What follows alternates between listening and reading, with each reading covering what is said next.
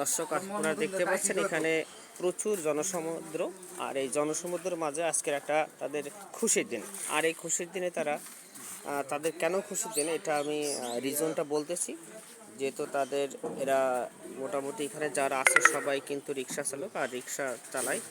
আর তাদের ঈদের দিন কেন বলতেছে, তাদের অনেক দিন পরে আজকের গরুর মাংসের একটা আয়োজন চলতেছে। আর এই গরুর মাংসের আয়োজনটা এই বন্ধন করতেছে ভাই। মাংসের কালারটা কিন্তু অসাধারণ। আর তাদের আজকের অনুভূতিটা অন্যরকম, তার কারণ এমন আসলে গরুর মাংসের আয়োজনটা এই ধরনের রিক্সা ড্রাইভারদের আসলে খুব কমই আয়োজন করা হয়। তো অনেকদিন পরে আয়োজনটা করতেছে, বিশেষ করে এই যে রিক্সার এই ভাইটা কিন্তু রিক্সার মালিক। আর এদের এই সবাইকে ভালোভাবে সুষ্ঠুভাবে বন্টন করে আর সাথে সাথে সুন্দর ব্যবহার করে। তো তো যা হোক, আসলে প্রত্যেক মানুষের জীবনের কিছু কিছু গুরুত্বপূর্ণ সময় আনন্দ মুহূর্ত থাকে। তো তাদের এই যে আমাদের একটা সুপরিচিত ব্যক্তি সুশান্ত ভাই, এই সুশান্ত ভাই আসলে খুব একটা মাটির মানুষ, খুব ভালো মনের অধিকারী। তিনিও মোটামুটি মাটিকাটা বাজারে কতদিন আছেন? প্রায় 7 বছর থেকে। 7 বছর ধরে এখানে আছে। তো যা হোক, আপনার সুদীর্ঘ কামনা করি।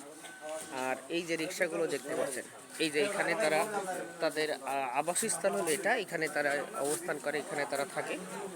তো এই যে তাদের গোসল করে একেবারে গ্রামীণ যে পরিবেশ, সেই গ্রামীণ পরিবেশের মাধ্যমে তারা আসলে একটা শহরের ভিতরে গ্রামীণ পরিবেশ। যখন এটা ছাগল আছে, এই যে ছাগল দেখতে পাচ্ছেন, তাদের ভিতরে সুস্থ বর্ধন।